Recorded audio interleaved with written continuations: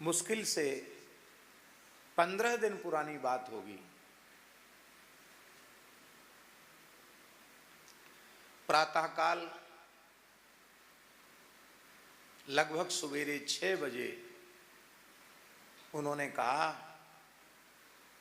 कि मेरे पैरों में बहुत दर्द हो रहा है, मैं थक गई हूं, मेरे पैर थोड़े दबा दो। तो जो नर्स माता जी उनकी सेवा में रहती थी, उन्होंने कहा कि हम दबा दें। बोले नहीं, तुम मत दबाओ। अरे दबा देंगे, क्या है। तो संकोच पूर्वक स्वीकार किया।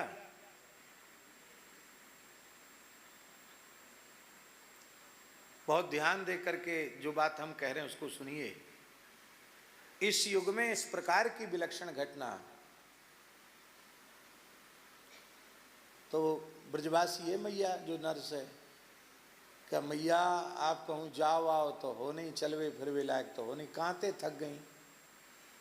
तो बोली राधा सखी आई थी अष्ट सखियों के सहित, उनके साथ हम भांडीर बन गई थी। जहाँ, कहाँ भांडीर बन? बोले जहाँ ब्रह्मा जी ने राधा कृष्ण का विवाह करवाया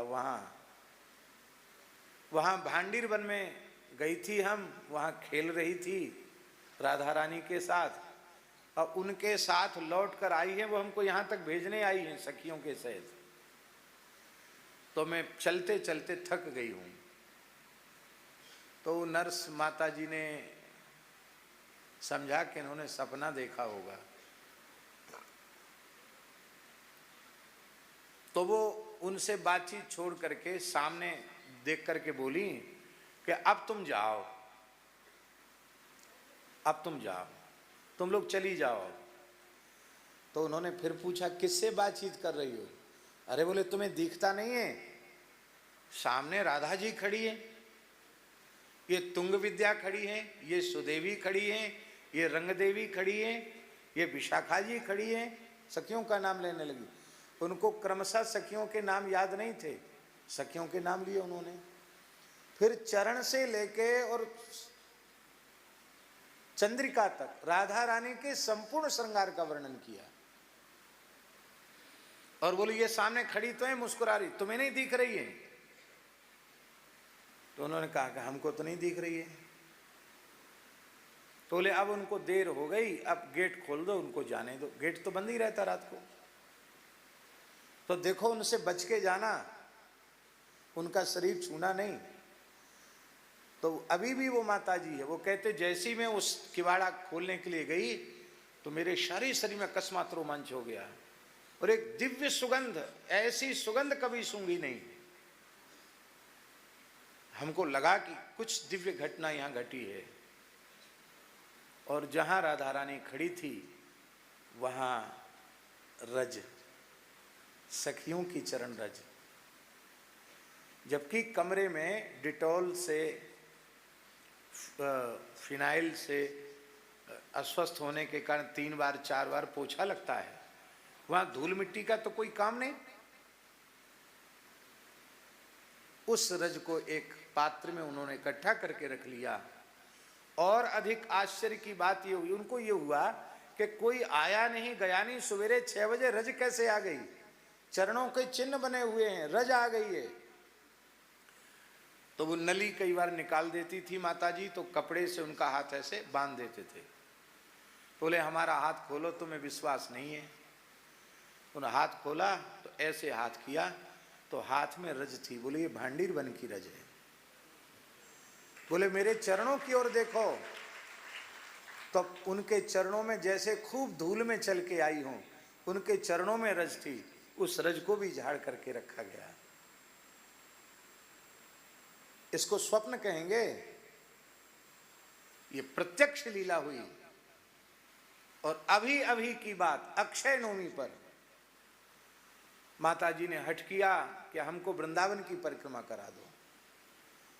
तो उन्होंने कहा आप ऐसी ऐसी बातें बोलती हो, नर्स ने, वृंदावन की परिक्रमा आप चल तो सकती नहीं हो, व्हील चेयर पे बिठाना पड़ता है, इतनी भीड़ चल रही कैसे परिक्रमा दोगी? तो दिन में कई बार दुखी होती रही, थोड़ी नाराज भी हो गई, हमको परिक्रमा कोई नहीं करा रहा, हमको परिक्रमा नहीं करा रहा। अक्षय नवमी के दूसरे दिन 10वीं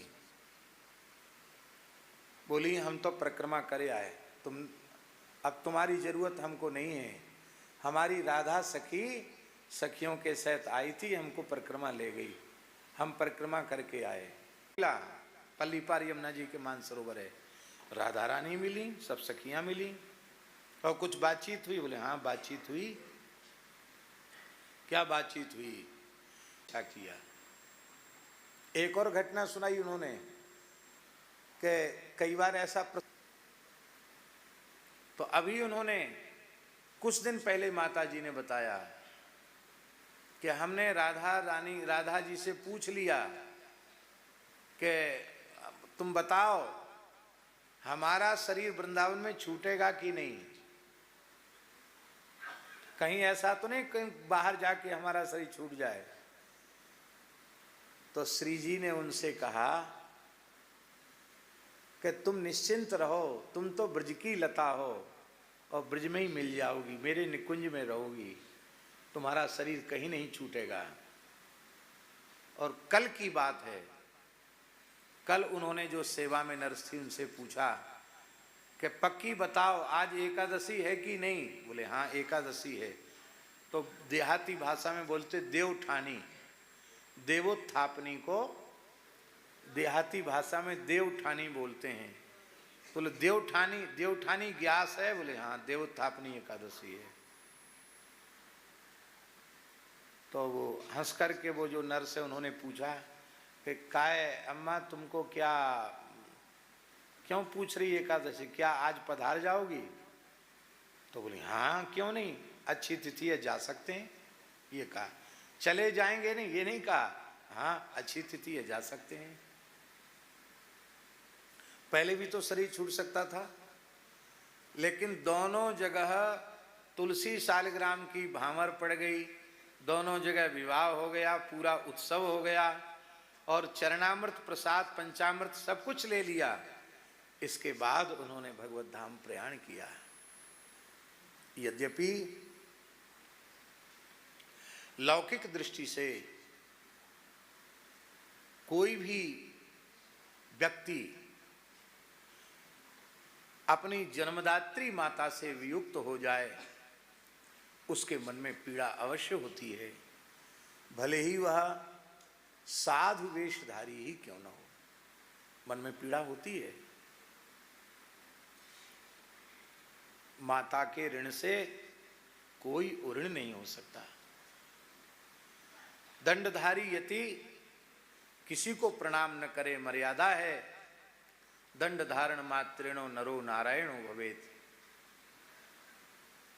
पर जन्मदात्री माता सामने आवे तो सदंडम प्रणमेत भूमऊ, दंड के सहित माता को उसके चरणों में रख करके प्रणाम करना चाहिए।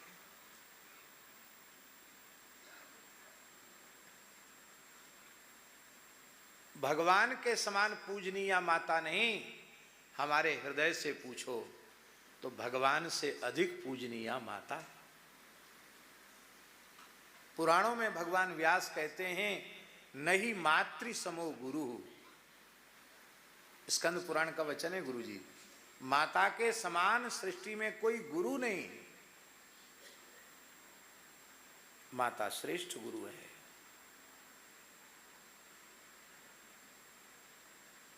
तो इस बात की अंतर पीड़ा तो हमारे मन में भी स्वाभाविक होती है कि अब उनके मंगलमय दर्शन से, उनके वात्सल्य से हम वंचित हुए। किंतु हम अपने कष्ट का विचार और उनके अनंत अनंत अनंत अनंत आनंद का, सुख का विचार करते हैं तो हमें अपने कष्ट की सर्वथा विस्मृति हो जाती है।